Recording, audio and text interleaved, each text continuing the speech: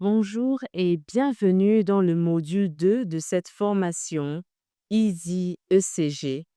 J'espère que jusque-là, vous vous en sortez bien, que les explications sont claires et que vous, tout à coup, vous vous sentez un peu plus en confiance par rapport à cette histoire qu'on appelle électrocardiogramme. Vous avez démystifié la soi-disant difficulté qu'il y avait. Nous allons donc parler dans ce module des hypertrophies. Hypertrophie auriculaire, hypertrophie ventriculaire et les troubles de la conduction, notamment les blocs intraventricules.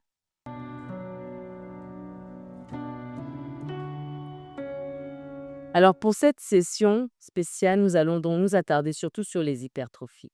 Alors les hypertrophies auriculaires, mais en généralité, concernant les hypertrophies dans leur ensemble, il s'agit de modifications électriques résultant d'une augmentation de la masse myocardique, qu'il s'agisse d'une hypertrophie de la paroi ou encore d'une dilatation de la cavité de la cavité. Voilà.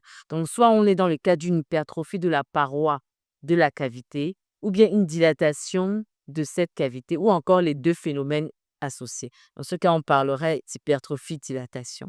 Donc, c'est soit dans une augmentation de la masse musculaire, ça peut être l'oreillette ou le ventricule.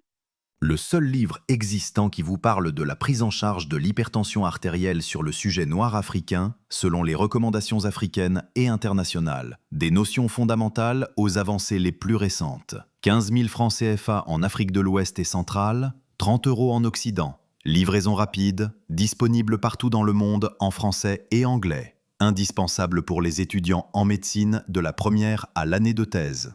Médecin généraliste, résident en cardiologie, médecin du travail, infirmier. 7 bonus inédits. ECG, MAPA, nutrition africaine anti-HTA et autres surprises. Plus de 120 références bibliographiques. Faites la différence dans la vie de vos patients en leur proposant une prise en charge contextualisée à l'environnement africain. Commandez maintenant, soit en cliquant sur le lien en dessous de la vidéo ou en contactant directement sur WhatsApp le plus 237 695 91 45 11. Et cela va entraîner donc des déviations, notamment sur le plan de l'axe, en faveur de la cavité hypertrophiée. Alors là, vous avez donc juste, c'est vraiment des généralités. Donc là, quand on a un épaississement pariétal, d'accord, on parle de surcharge systolique. Donc là, vous voyez bien que la paroi, là, on parle de la paroi qui est hypertrophiée. Là, on parle plutôt de la dilatation de la cavité, une dilatation cavitaire, surcharge diastolique ou encore lorsqu'il y a un mécanisme mixte, dilatation plus hypertrophie. Donc, il n'y a pas de rapport absolu entre le degré des altérations électrocardiographiques et le degré de l'hypertrophie, comme on pourrait le voir à l'échographie cardiaque. Donc, nous allons maintenant rentrer dans le vif du sujet de cette vidéo, hypertrophie auriculaire, en parlant d'abord donc vite fait de généralité et ensuite des critères électriques pour définir non seulement une hypertrophie auriculaire droite, une hypertrophie auriculaire gauche et une hypertrophie biauriculaire parce que ça existe. Et on va faire un bref topo sur les causes. Alors, en généralité, ce sont des choses que nous avons vues notamment dans l'électrophysiologie. L'onde de P est en fait le siège de la dépolarisation, la matérialisation de la dépolarisation auriculaire. Donc, cette dépolarisation qui va en fait naître dans l'oreillette droite, au niveau du toit de l'oreillette droite qu'on appelle le nœud sinusal. Et cette dépolarisation va se propager donc de la droite vers la gauche et de ce fait donner lieu à l'onde de P en termes de représentation graphique. Donc en fait, l'onde de P est les résultats de la superposition de 2 ondes. La dépolarisation de l'oreillette droite d'une part, la dépolarisation de l'oreillette gauche d'autre part, ce qui va donc donner cette somme-là, on appelle onde de P, que l'on voit comme étant une onde arrondie positive en D2, D3 AVF, d'accord, et plutôt biphasique ou bien diphasique en V1. C'est-à-dire quoi? Une partie positive ici et une partie négative. Normalement, une onde de P, donc selon l'acronyme ADAM, a une amplitude qui ne doit pas excéder les 2,5 dixièmes de millivolts donc en ordonnée. Donc là, on parle de D2, d'accord? Elle ne doit pas, en termes de durée, donc en abscisse, excéder 10 centièmes de seconde. Et on a déjà parlé donc de la morphologie. Donc voilà, donc maintenant nous allons parler des hypertrophies en commençant par hypertrophie auriculaire droite. Donc c'est très simple, vous n'avez vraiment pas à compliquer. Il suffit une fois de plus d'observer la morphologie en particulier et de compter en ordonnée l'amplitude, en abscisse la durée et vous êtes bon. C'est tout. C'est pas compliqué. D'accord? Très bien. Donc nous y allons. Une onde P, une onde P dite pulmonaire, c'est-à-dire l'hypertrophie auriculaire droite, de quoi est-ce qu'il s'agit? En fait, on a vu précédemment que la première partie de l'onde P, en fait, c'est l'oreillette droite. Donc étant hypertrophiée, cette oreillette-là, ce côté de l'onde P, en fait, la partie appartenant à l'oreillette droite, va être augmentée d'amplitude. L'amplitude va augmenter, mais la durée ne va pas varier. Donc ça, c'est très important. L'amplitude va augmenter, la durée ne va pas varier. Et cette amplitude va augmenter, que ce soit en dérivation périphérique, notamment en D2, que ce soit même en dérivation précordiale IV1. Bon, ça peut varier, mais surtout, fiez-vous à ce qui se passe en D2. Donc, augmentation de l'amplitude, donnant une morphologie dite triangulaire ou presque, avec une durée qui reste normale. Ça, c'est l'onde P pulmonaire. Ça, c'est l'hypertrophie auriculaire droite. Donc, c'est ce que vous avez de matérialisé ici. Si vous regardez donc bien sur cette dérivation, donc l'onde P, elle a une durée normale qui est ici 4 fois 2, 8 centièmes de seconde et une amplitude 1, 2, 3 dixièmes de millivolts avec une morphologie plutôt triangulaire. Pareil, ici en V1, on a bel et bien une onde P diphasique avec une prédominance de la partie positive qui est augmentée d'amplitude. L'hypertrophie auriculaire gauche, c'est-à-dire, on l'appelle souvent l'onde P mitrale, mais voilà, retenez hypertrophie auriculaire gauche. En fait, l'oreillette gauche est matérialisée par la deuxième partie de l'onde P qui va augmenter de durée. Voilà. Donc là, cette partie-là est plutôt hypertrophiée. Il y aura une augmentation, cette fois-ci, de la durée de l'onde P. Ça, c'est ce qu'on observe donc en dérivation périphérique en D1, D2, D3. Par contre, en dérivation précordiale en V1 en particulier, donc on aura plutôt une prédominance de la partie négative qui sera elle aussi augmentée de durée. Et c'est une onde sur le plan morphologique qui va, surtout en D2, qui aurait un aspect de double bosse ou encore dite onde bifide. Voilà, c'est ce que vous observez ici à l'électrocardiogramme ainsi que ici en V1. Voilà, vous savez maintenant tout sur l'onde P. Vous savez donc tout sur les hypertrophies auriculaires. Alors, donc ça, c'est juste pour vraiment faire une synthèse de tout ce qu'on vient de dire. D'accord? Les caractéristiques de l'onde P normale, les caractéristiques de l'onde P de l'hypertrophie auriculaire droite. Donc, retenez vraiment que l'amplitude est augmentée avec une morphologie triangulaire. Et l'hypertrophie auriculaire droite, là, c'est la durée qui est augmentée avec une morphologie dite ou bifide ou en double bosse, notamment en D2. D'accord? Alors, l'hypertrophie biauriculaire, c'est simple, c'est l'accumulation des critères des hypertrophies auriculaires droite et gauche. Donc, on a une onde P qui sera à la fois augmentée d'amplitude et augmentée de durée. Voilà. Donc, c'est aussi simple que ça. Et les causes, en fait, dans quel cas est-ce que nous pouvons avoir une hypertrophie auriculaire droite, une hypertrophie auriculaire gauche? Alors, dans le cas de la droite, c'est surtout les pathologies pulmonaires. Tout de suite, c'est pour ça qu'on dit onde P pulmonaire, les valvulopathies droites et les cardiopathies congénitales, notamment cyanogènes. Concernant les hypertrophies auriculaires, vous vous doutez bien, on parle d'onde P mitrale, donc tout ce qui est valvulopathie aortique mitrale, mais aussi tout ce qui est cardiopathie gauche, hypertension artérielle, cardiomyopathie, voilà, et aussi les cardiopathies congénitales à chaîne gauche-droit. Donc, dans l'ensemble, c'est ça. Ça, c'est juste vraiment à titre indicatif pour les amoureux de la cardiologie. Maintenant, ça, c'est ma partie préférée. Nous allons passer à l'action tout de suite et surtout nous exercer en fait à interpréter un électrocardiogramme à la lumière de la méthodologie que je vous ai apprise précédemment. Donc voilà, donc nous avons un électrocardiogramme. Je vous propose, avant de continuer, de faire pause, d'accord? Et de vous inspirer des notes que vous avez prises, je l'espère, lors du module 1, notamment analyse de l'ECG normal, et par vous-même, d'essayer d'interpréter cet électrocardiogramme en commençant bien sûr par les critères de validité, le rythme, l'onde de P, l'axe, n'est-ce pas? L'intervalle PR, le QRS, le segment ST, l'onde T et l'intervalle QT. Voilà. Donc vous suivez cette chronologie méthodiquement. Il vous suffit juste de savoir, comme j'ai dit, observer et compter. Très simple, observer et compter. Vous dites et vous écrivez, vous décrivez ce que vous voyez au niveau de chacun des éléments. Et après, nous allons corriger. À tout de suite. Voilà, nous allons donc passer à la correction de cet électrocardiogramme.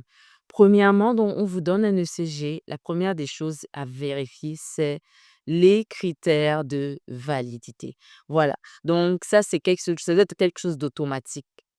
Ce patient-là, l'ECG, il a été fait d'abord sur qui? Donc, le malade, l'identité du malade, nom, prénom, âge, sexe, l'indication, n'est-ce pas, de la maladie, le traitement aussi, pourquoi pas, ça peut toujours très bien aider. Et aussi, il faudra regarder l'indication, donc des critères du tracé.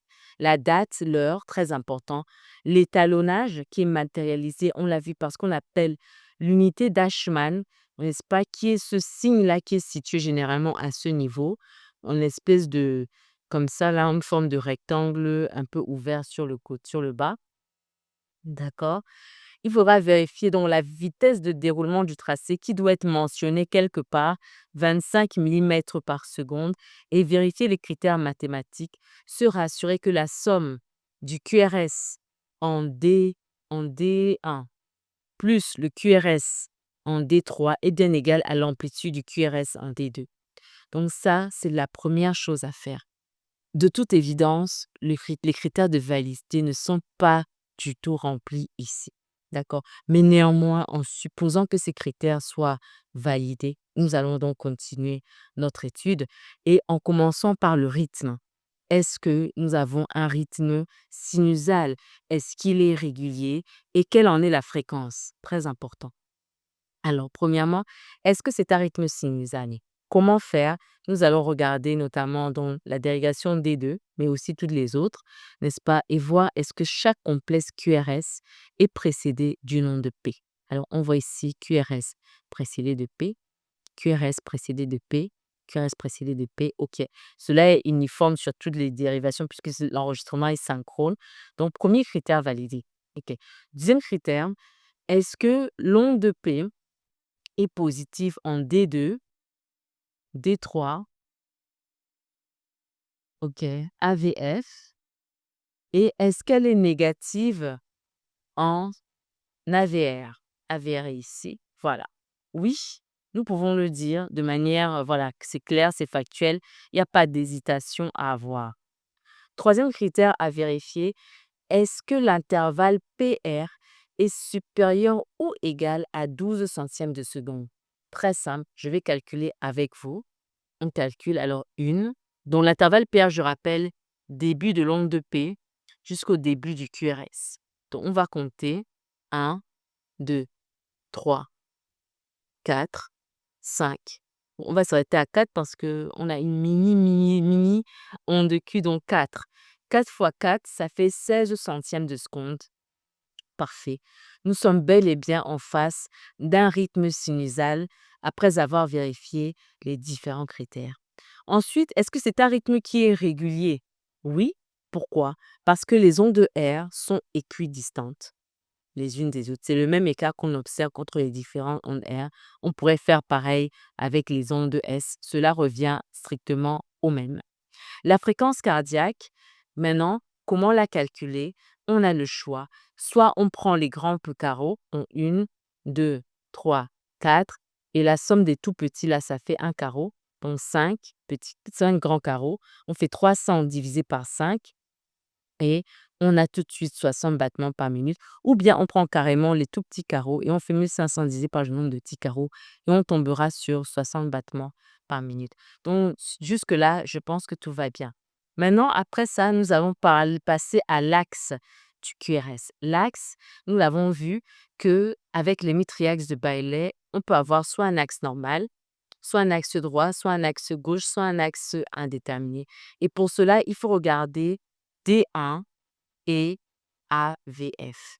Et quand on constate que D1 est positif, AVF aussi, et le QRS en AVF est strictement positif, le QRS en D1 est positif, donc l'axe est dit normal. Donc, pour faire donc, le module précédent où je vous parlais de l'axe du cœur. Axe normal. Maintenant, nous allons définir une entité que je n'ai peut-être pas pris la peine de vous expliquer, mais en fait, qui n'a pas d'impact véritable dans l'interprétation de l'électrocardiogramme, à savoir la position électrique. C'est très simple. Retenez que pour définir une position électrique, il y en a de deux types. Position électrique horizontale, position électrique verticale. Donc, pour dire qu'une position électrique est horizontale, il faut que le QRS en V5 et en V6 ait la même morphologie que le QRS en AVL. Pour dire qu'une position électrique est verticale, il faut comparer donc le QRS en V5 et en V6 ont la même morphologie que le QRS en AVF. Tout simplement. Voilà, c'est aussi simple que ça. Cela n'a pas vraiment d'implication sur le diagnostic ou sur le plan thérapeutique, donc je n'ai pas vraiment insisté dessus. Bon, moi, je le fais de manière systématique, voilà, c'est un automatisme chez moi. Mais si ça vous intéresse, voilà comment on détermine la position électrique du cœur. Alors, si on regarde V5 et V6, on voit qu'on a un aspect petit q, grand R, petit s. D'accord? Et ça se rapproche davantage, n'est-ce pas, de la morphologie en AVF par rapport en AVL. Donc, nous conclurons que la position électrique est verticale, tout simplement. Voilà. Donc, vous voyez, l'électrocardiogramme, c'est pas compliqué, hein? Voilà. Maintenant, nous allons passer à l'onde de P. Alors, l'onde de P, que j'efface d'abord ceci. L'onde de P, nous allons l'étudier sur deux dérivations, D2 et V1. Alors, en D2, on applique la méthode Adam, bien qu'on ne tienne pas compte de l'axe de l'onde de P. Amplitude, on calcule. Alors, on calcule ici 1, 2, oui, à peu près. Donc, bon, si on se fie, c'est vrai que l'onde de P est bifide, mais à peu près en moyenne, c'est 1 et 2. D'accord? Donc, on est à 2 dixièmes de millivolts à peu près. Maintenant, la durée, 1, 2, 3. D'accord? 3 fois 4, donc 12 centièmes de seconde. On a une amplitude à 2 dixièmes de millivolts. On a une durée à 12 centièmes de seconde. Je vous rappelle que la durée normale, ce ne dépasse pas 10 centièmes de seconde. Donc, l'amplitude est normale, mais la durée est augmentée. D'accord? Donc, vous commencez déjà à voir, vous êtes en train d'arriver. Et maintenant, la morphologie, clairement, on a une onde P qui est bifide, en double bosse. OK? Maintenant, si on va regarder l'onde P en V1, on a une onde P qui est diphasique, donc deux phases, une phase positive et une phase négative qui est particulièrement large, d'accord? Qui fait à peu près 4 fois de 8 centièmes de seconde. D'accord? Donc, c'est particulièrement large. Donc, cela nous conforte en fait dans le diagnostic d'hypertrophie auriculaire gauche, si vous avez bien suivi ce cours. Maintenant, l'intervalle PR, on continue notre analyse. L'intervalle PR, le but, c'est de regarder la durée d'abord, s'il est supérieur ou égal à 12 centièmes de seconde. Tout à l'heure, on a calculé, c'était autour de 16 centièmes de seconde, donc c'est bon. Et s'il est isoélectrique, en effet, si on le superpose à TP, d'accord, l'intervalle PR est plutôt isoélectrique. Après l'intervalle PR, nous entrons dans le QRS. Le QRS qui est plutôt fin, d'accord, d'une manière générale, les QRS sont fins. OK, ils font en moyenne 8 centièmes de seconde, c'est-à-dire 2 petits carreaux en abscisse. Le complexe transitionnel, vous vous souvenez, je vous ai expliqué que le complexe transitionnel, en fait, c'est lorsqu'on passe d'une petite onde R un aspect petit r grand S à un aspect grand R petit s. À quel moment cela se crée? Eh bien, ici, si vous regardez bien, on a ici petit r, grand S, et ici, on a grand R, petit s. Donc là, on ne peut pas définir de manière précise, de dire sur telle dérivation, cette dérivation-là correspond au complexe transitionnel. On dira tout simplement, le complexe transitionnel est entre V2 et V3. Voilà. Donc, quand on ne peut pas dire les choses avec précision, on dit ce que l'on voit. Vous n'avez pas besoin d'inventer ou de créer quelque chose. Le complexe transitionnel est entre V2 et V3 et cela nous permet maintenant de calculer les indices de surcharge. Je tiens à dire que si le complexe transitionnel est entre V2 et V3 ou entre V3 et V4, les formules que je vous ai apprises au module précédent sont valables. Maintenant, si le complexe transitionnel est au-delà de V4, c'est-à-dire entre V4 et V5, ces formules-là, notamment l'indice de Sokolov-Lyon, vont être modifiées. Dans ce cas, par exemple, l'indice de Sokolov-Lyon, normalement, est égal à S en V1 plus R, l'angle de R en V5, l'amplitude de S en V1 plus l'amplitude de R en V5, et on calcule la somme. Si on a un complexe transitionnel qui est dévié vers la gauche, eh ben, on va devoir faire ce qu'on appelle l'indice de Sokolov-Lyon modifié. On va aussi le dévier vers la gauche. On va plutôt prendre S en V2 plus R en V6 ou en V7. Là, je rentre un peu dans la spécialité. Mais retenez que voilà, il est important d'avoir un complexe transitionnel entre V3 et V4 ou à la limite entre V2 et V3. Au-delà, cela peut modifier le calcul des indices de surcharge, notamment de l'indice de Sokolov-Lyon.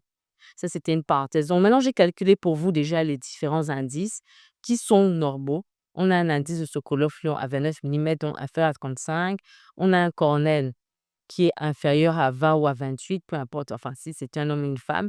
On a un indice de Lewis qui est à moins 16. Ah, par contre, l'indice de Lewis, j'ai peut-être été un peu rapide. Moins 16, c'est au-delà de moins 14, donc on peut penser éventuellement à une hypertrophie ventriculaire droite. On en parlera dans le cours suivant. Voilà, l'indice de Lewis à moins 7. Ah non, l'indice de Lewis est plutôt normal puisque c'est moins 14. Moins 14, non, non, il est augmenté. Désolé, il est augmenté. Voilà. Donc, le segment ST, ici, donc, ST, c'est du complexe QRS, début de l'onde de T. Le segment ST est plutôt isoélectrique, donc à la même hauteur que le segment TP. Voilà, donc ST isoélectrique. Les ondes de T sont plutôt amples de V1, pardon. Les ondes de T sont amples de V2 à V3, donc V2, V3, donc V2, V3, voilà. Et aussi en D2, D3 et AVF. Pourquoi on parle d'ample? Parce que vous voyez bien que si vous calculez l'amplitude de l'onde de R, vous allez voir que l'onde de T fait plus du quart de cette amplitude-là. Donc, c'est pour ça qu'on dit que l'onde de T est ample. Elle est augmentée d'amplitude par rapport à la normale. Et vous voyez que la morphologie n'est pas habituelle. Elle est plutôt symétrique, avec un bout pointu. Voilà, donc ça, c'est important. Et l'intervalle QT est normal et faites-moi confiance à ce sujet. Donc, en conclusion, il y a plusieurs anomalies sur cet électrocardiogramme que nous n'avons pas encore étudiées sur le plan théorique. Mais cela doit vous mettre en confiance. Vous devez comprendre que, en fait, étudier un électrocardiogramme, c'est dire ce qu'on voit et compter ce qu'on a à compter. Maintenant, même si vous n'arrivez pas à définir le type d'anomalie, vous êtes capable de dire, voilà, ça, ça ne ressemble pas à la normale, donc ce n'est pas un ECG normal. Ce n'est pas un ECG à 100% normal. Et dans le tout, vous envoyez chez le cardiologue. Donc, c'est vraiment ça. Le but, vraiment, c'est de pouvoir faire la différence entre un ECG normal et un ECG qui ne l'est pas. Donc, rapidement, en conclusion, nous pouvons dire que malgré le fait que les critères de validité ne sont pas respectés, en supposant qu'ils l'étaient, nous avons quand même analysé et nous pouvons dire qu'il y a une bradycardie sinusale régulière à 60 battements. Donc, vous savez bien, la fréquence cardiaque autour de 60, on parle de bradycardie. L'axe est normal, la position électrique est verticale. On a une hypertrophie auriculaire gauche. Voilà, selon les critères que nous avons définis. La conduction auriculo-ventriculaire est normale avec l'intervalle PR, n'est-ce pas, qui est de durée normale et qui est isoélectrique. On a donc en V1 un aspect petit r. Alors ça, c'est au niveau du phérès, petit r, grand S et petit r'. Donc là, on a une petite onde R, une onde S qui est plutôt très ample et une onde R'. Donc, on ne peut pas normalement avoir d'onde après l'onde S. C'est pourquoi toute onde qui surviendra après l'onde S et qui en plus est positive, on parlera de R'. Voilà. Le complexe transitionnel, nous l'avons vu, est entre V2 et V3, ce qui fait que nous n'avons pas de modification à mettre dans le calcul de nos indices de surcharge qui sont normaux. Les ondes de T, nous les avons décrites, comment elles sont amples et symétriques de V2 à V3 ainsi qu'en D2, D3 à VF. Et on a un intervalle QT qui est plutôt normal. Donc voilà, en fait, à la fois, nous avons révisé les hypertrophies, notamment l'hypertrophie auriculaire gauche, mais surtout vous montrer comment on interprète un électrocardiogramme, comment en suivant cette méthodologie, vous pouvez aboutir à une conclusion absolument cohérente. Tout simplement. Il est important de souligner aussi que l'indice de Lewis, j'ai dit indice de surcharge normaux, mais non, en fait, on a un indice de Lewis qui est à -16, alors que la normale, c'est -14 plus 17. Donc, ça, c'est important à souligner. Alors ici, rapidement, c'est juste pour matérialiser donc heu, un autre exemple d'hypertrophie tout simplement et pour étudier l'onde P, les hypertrophies auriculaires, il faut regarder surtout les dérivations D2 et V1. C'est ce que nous allons faire ici. Alors en D2, si on décrit donc cette onde P, on remarque premièrement que son amplitude est augmentée, donc 3/10 de millivolts. Par contre, la durée est normale, 8 centièmes de seconde, et la morphologie est plutôt triangulaire. En V1, on voit que c'est une onde P qui est totalement négative, d'accord, avec une amplitude aussi qui est particulièrement augmentée. Donc, vous l'aurez compris, on est dans le cadre d'une hypertrophie auriculaire droite. Voilà, donc c'était tout pour les hypertrophies. Merci de votre attention et rendez-vous au niveau des hypertrophies ventriculaires.